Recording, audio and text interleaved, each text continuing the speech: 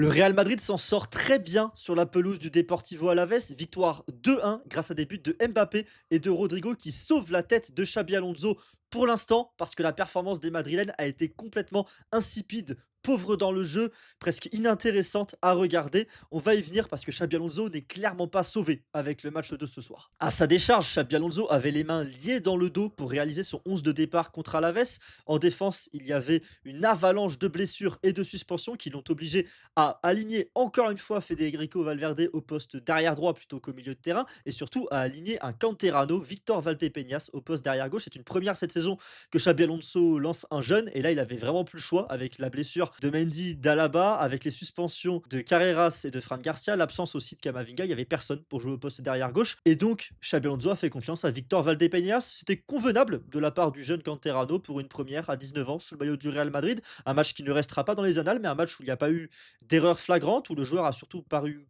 confiant sur la pelouse, contrairement à certains Canterano, quand ils sont lancés, ils ont les genoux qui tremblent, ils ont du mal à savoir quoi faire avec le ballon, ils n'ont pas confiance dans les duels. Là, pour le coup, Valdepeñas a tout donné, c'était pas parfait, on sent qu'il est clairement limité sur certains points, qu'il est encore jeune aussi, hein, il a que 19 ans, mais en tout cas, c'est une performance convenable et je pense qu'il peut être content de son match lorsqu'il va rentrer et dormir dans son lit ce soir. Pour le reste, Xabi Alonso n'avait pas non plus beaucoup de choix, puisqu'il y avait Ceballos en tant que joker au milieu de terrain pour remplacer l'un des trois qu'il a décidé d'aligner entre Chouameni, Güler et Bellingham. Je pense qu'il a quand même fait le bon choix de laisser Ceballos sur le côté, lui qui n'est pas spécialement bon cette saison. En attaque, c'est pareil, il y avait assez peu d'options. Il a décidé d'aligner le trio Vinicius, Mbappé et Rodrigo en laissant sur le banc Brahim et Gonzalo Garcia. Des choix logiques finalement, puisque c'est quand même ce trio-là qui vient lui sauver sa peau sur cette rencontre-là avec un but de Kylian Mbappé et ensuite une action décisive de Vinicius Junior qui trouve Rodrigo, premier but depuis 11 mois, un match contre Las Palmas en janvier dernier, le 19 janvier si je me rappelle bien. Pour Rodrigo, ça faisait 11 mois qu'il n'avait pas marqué en Liga, lui qui venait de stopper sa série noire contre Manchester City, il enchaîne avec un deuxième but en deux matchs, ça va lui faire du bien, il va faire le plein de confiance. Vinicius Junior qui est décisif sur cette action-là, qui a aussi provoqué un penalty injustement non sifflé juste après. Mais ce sont les seules choses positives qu'a fait Vinicius Junior dans cette rencontre. Il était nulle part avant d'avoir réussi à éliminer son vis-à-vis et de trouver Rodrigo de l'extérieur du pied sur cette action. Il provoque le penalty ensuite, mais c'est tout. Ça reste un match qui est très pauvre, très limité de la part de Vinicius Junior, qui avait un rôle trop axial aussi, je trouve, dans le système de Xabi Alonso. Je ne sais pas si c'est Vinicius Junior qui était trop près de la surface ou c'est Xabi qui lui a demandé, mais en tout cas, il y a quelque chose qui ne va vraiment pas avec Vinicius Junior, et c'est pas cette passe décisive qui va venir en tant qu'arbre qui cache la forêt, qui va changer les choses. Ça ne va pas et ça fait 16 matchs d'affilée si on compte la sélection et le Real Madrid sans marquer pour Vinicius Junior. Mbappé qui a reçu le trophée d'homme du match de la part de la Liga est l'un des noms à retenir de cette rencontre. C'est lui qui marque un magnifique but et qui lance le Real Madrid sur de bons rails, on va dire. Mbappé qui avait déjà tenté, qui s'est déjà procuré quelques occasions avant de marquer. Il en a aussi eu une autre belle occasion en seconde période créée par Bellingham. Là, cette fois-ci, il s'est un petit peu raté pour le coup, même s'il y a une bonne parade de Sivera. Mbappé aurait pu faire mieux. Après, on va pas lui demander de marquer non plus chaque occasion. Il est déjà suffisamment létal, décisif et important pour le Real Madrid cette saison. Et au moment de son but, il était en train de sauver Xabi Alonso, même si Rodrigo a dû en mettre un autre après, puisqu'entre-temps, évidemment, la piètre défense du Real Madrid avait encaissé un but. Si la Liga a décidé de donner son trophée d'homme du match à Kylian Mbappé, le mien, je le décerne à Jude Bellingham sur cette rencontre. Alors, c'est pas son plus beau match en carrière au Real Madrid, ça on est bien d'accord. Il y a quelques approximations techniques sur cette rencontre, il y a quelques mauvais choix aussi de la part de Jude Bellingham, mais je vais m'expliquer pourquoi cette performance m'impressionne et pourquoi elle explique aussi qu'on voit moins Jude Bellingham être décisif ces derniers temps. Il doit tout simplement tout faire sur le terrain. Il doit être le numéro 9 à la réception des longues relances de Thibaut Courtois au début d'une action. Ensuite, il doit être à la construction de cette même action le numéro 10, être le joueur qui est un petit peu le dépositaire du jeu axial. Puis, à la perte du ballon, il doit être le joueur qui presse, parfois en tant que numéro 9 dans un duo avec Mbappé ou Vinicius Junior, parfois en tant que numéro 10 au pressing pour bloquer Antonio Blanco, le numéro 6 adverse. Ensuite, une fois que la phase de pressing, que Alaves a réussi à passer le premier rideau, il doit revenir au poste d'ailier gauche, de milieu gauche, dans cette mise en place en 4-4-2 défensif du Real Madrid. Parfois, il revient même dans le double pivot si Arda Güler était plus haut sur le terrain pour X ou Y raison. Et donc, on a Jude Bellingham qui doit occuper 4 ou 5 postes différents au sein de la même phase de jeu.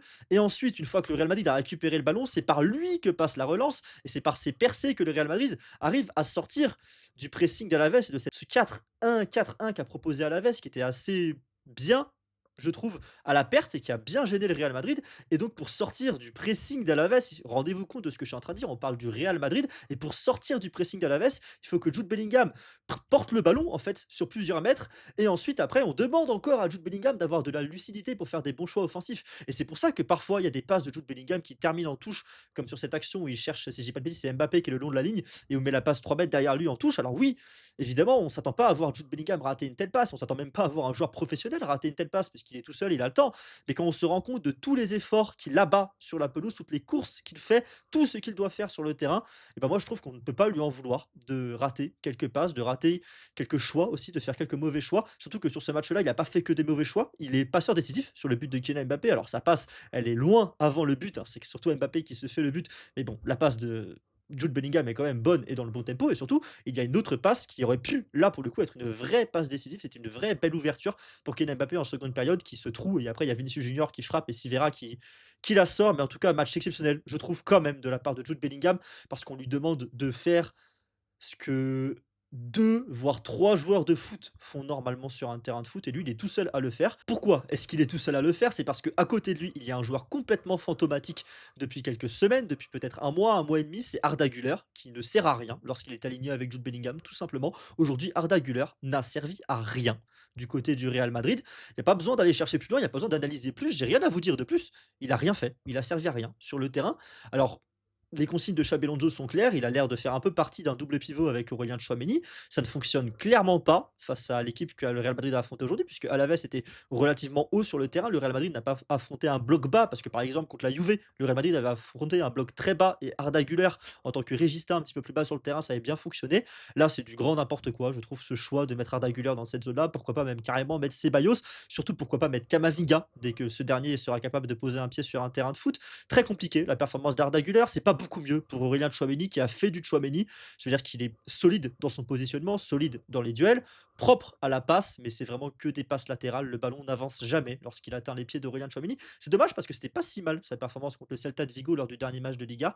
Et là, il est retombé dans ses travers d'être un joueur yaourt nature, comme le disent certains consultants.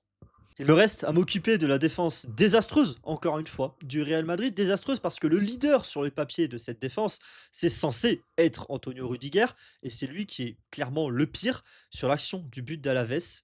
Valdepeñas, 19 ans, comprend que c'est le moment de jouer le piège du hors-jeu. Il s'avance d'un pas. Tout le monde, toute l'équipe s'avance d'un pas. Tout le monde est prêt, sauf Rudiger qui traîne la patte, qui ne l'a pas vu, qui ne l'a pas remarqué. Lui qui est le joueur qui a de très loin le plus d'expérience dans cette équipe et surtout de plus d'expérience à ce poste-là, puisque Valverde a de l'expérience, mais n'est pas un latéral droit de formation. Et pourtant, c'est Rudiger qui fait l'erreur, qui fait la faute, qui laisse Carlos Vicente en jeu. Et ensuite, Carlos Vicente va allumer Courtois. Encore une fois, un zéro pointé à nouveau pour Antonio Rudiger après le match contre City, après le match contre Vigo. Ça ne va vraiment pas du tout pour l'Allemand. Je pense que là, pour le coup, on se pose vraiment la question de pas juste le mettre au placard, je pense, au Real Madrid. Dès que Hausen qui commence à revenir et dès qu'il y aura un peu plus de profondeur en défense, Rudiger, je pense qu'il goûtera au banc jusqu'à la fin de la saison et jusqu'à la fin de son contrat. Parce que à mes yeux, ce n'est plus possible. On ne voit plus le joueur qu'on voyait en 2024. L'an dernier, il a joué toute la saison blessé. Cette année, il a trop tiré sur la corde. Il a dû se faire opérer. Et là, on sent un joueur qui n'est pas capable d'être à son niveau d'antan. Le reste de la défense, c'était pour le coup bien moins pire qu'Antonio Rudiger. Valverde fait son match, Valdepeña, j'en ai parlé dans l'intro, fait son match également. Enfin, Asensio, pour le coup, c'est l'une des autres satisfactions, l'une des autres rares satisfactions côté Real Madrid sur cette rencontre et même sur les derniers matchs. Je trouve qu'il y a un niveau qui est plutôt bon. Alors, c'est très limité, hein, Raúl Asensio. C'est plafonné, on va dire, à un certain niveau. Il atteindra jamais un niveau d'un défenseur très bon, exceptionnel, ça c'est sûr. Par contre, c'est un bon défenseur. C'est un défenseur qui est quand même beaucoup à la limite. Mais quand ça passe, ça marche bien pour le coup. Et Raúl Asensio, sur ce match-là, l'a bien fait, a bien défendu, a été très solide dans les duels, a apporté cette grinta qui le manque tant au Real Madrid. Il a été très bon. L'autre homme également sur lequel on peut dire du positif sur cette rencontre, c'est bien sûr Thibaut Courtois, qui sort une parade de la tête peu orthodoxe en toute fin de première période, mais cet arrêt est extrêmement important, puisque sinon le Real Madrid rentrait au vestiaire à un partout. Je pense que le match n'aurait pas été le même si ça avait été le cas. Bien évidemment, c'est facile de dire ça, mais gros arrêt de Thibaut Courtois, encore une fois essentiel sur le but, il se fait fusiller, il peut rien faire après le contrôle magnifique d'ailleurs de Carlos Vicente, mais en tout cas encore un bon match de la part de Thibaut Courtois. Il y a sa boulette contre City, mais depuis il s'en est bien rattrapé en enchaînant les parades contre City et en faisant cet arrêt décisif contre Alaves. En face, Coudet a décidé de jouer avec un seul attaquant de pointe, contrairement à d'habitude, puisque d'habitude Alaves joue souvent dans un système à 2 attaquants. Là, il y avait qu'un seul attaquant pour densifier le milieu de terrain. Ça a bien marché du côté d'Alaves avec une bonne conservation du ballon, hein, puisque les Basques ont même la possession de balle sur cette rencontre dans les stats. Et puis au-delà de ça, Alaves a réussi à bien ressortir face à un pressing alors, approximatif du Real Madrid, certes, mais bon, ça reste bien de voir Alaves. Pour les fans d'Alaves, hein, bien sûr, pas pour les fans du Real Madrid, mais ça reste bien, évidemment, dans la rencontre de voir Alaves réussir à progresser avec le ballon. Par contre, pour le coup, Lucas Boyer en pointe était tout seul, trop seul. Et dès qu'il y a second attaquant qui est entré avec Carlos Vicente, là, pour le coup, on a vu la différence et on a vu un but du côté d'Alaves. Donc, Coudet a gagné ses changements, puisque pendant ce temps-là, Xabi Alonso était en train de faire la sieste sur son banc au lieu de faire ses premiers changements. À l'instar, un petit peu, de Carlo Ancelotti, parce que oui, j'ai envie de faire un petit parallèle entre ce match-là et ce qu'on voyait du Real Madrid de Carlo Ancelotti l'an dernier. Pour moi, c'est plus ou moins la même chose. Là, actuellement, il y a déjà une ribambelle de blessures qui t'empêche d'avoir l'effectif au complet. Alors ça, l'entraîneur n'a pas de contrôle là-dessus. Ça, c'est la direction qui a du contrôle là-dessus dans sa construction d'effectifs, dans son choix aussi, du staff médical, bien sûr. Mais ça, c'est un sujet qui est beaucoup plus large que pour un simple débrief de match. Ensuite, par contre, l'entraîneur, il a évidemment des choix à faire aussi sur la pelouse et pour le coup, bah, il en a pas fait beaucoup, je trouve, Xabi Alonso aujourd'hui. Il a vu que son équipe jouait mal, il n'a pas cherché à changer grand-chose. Au final, il s'en sort grâce au talent individuel de ses joueurs. Il peut pas non plus faire, inventer un milliard de trucs parce qu'il a pas 36 000 options entre ses mains, bien sûr, mais ça reste très compliqué et je vois plus, en fait, la différence avec le football de Carlo Ancelotti l'an dernier. La prochaine étape pour le Real Madrid, c'est un match à Talavera de la Reina en Copa del Rey. Ils sont en troisième division. Ils étaient montés, je crois, l'an dernier de la quatrième à la troisième. Donc match à Talavera, c'est dans la région de Madrid. C'est pas un long déplacement. Ça va être le moment pour aligner plein de canteranos de la part de Xabi Alonso. On a l'habitude avec le Real Madrid, le premier match de Copa del Rey, il y a souvent plein de nouvelles têtes qui sont alignées. Hâte du coup de voir ce que ça va donner, ce que les jeunes vont donner contre une équipe qui sait jouer au foot, hein. Troisième division espagnole, c'est pas non plus n'importe quoi. On n'est pas sur une équipe amateur. Donc attention quand même au Real Madrid, au stade de Talavera, de ne pas faire n'importe quoi en Copa del Rey. Le week-end prochain, ce sera le FC Séville au Bernabéu. Hâte de voir la réaction du Bernabéu déjà, si le Real Madrid réalise un mauvais match, une mauvaise entame de match. Et puis hâte de voir ce que ça va donner ce Real Madrid contre un FC Séville qui tourne quand même plutôt bien. Alors c'est sur courant alternatif, mais faut pas oublier qu'ils avaient battu le Barça en leur mettant 4 buts. Et il faut pas non plus oublier que ce week-end, ils ont également mis 4 buts. Alors c'était contre Oviedo, certes, mais c'était une performance aboutie de la part du FC Séville. Donc attention pour le Real Madrid. Et je n'ai pas fini de parler du FC Séville, puisque Alaves va jouer cette semaine contre le FC Séville en Copa del Rey. Et Alaves ensuite se déplacera à Pampelune pour affronter Osasuna le week-end prochain en Liga avant Noël, une équipe d'Alaves qui pour l'instant est bien lancée pour obtenir son maintien et réalise une saison tout à fait honorable. Je vous remercie d'avoir regardé ce débrief jusqu'au bout. Dites-moi en commentaire qui est votre homme du match.